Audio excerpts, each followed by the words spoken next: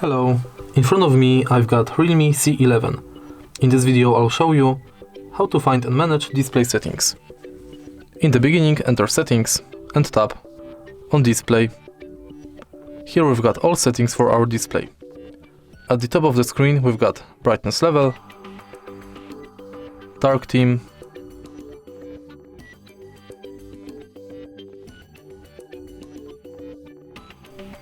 and eye comfort. Then we are heading to colors and contrast.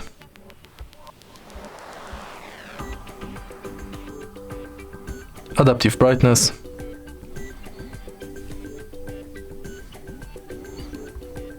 Wallpaper.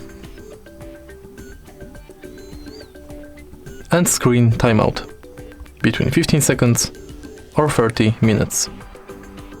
Next we can turn on or off auto rotate screen, change font size, display size, set screensaver, and manage settings for when our phone is in lock screen.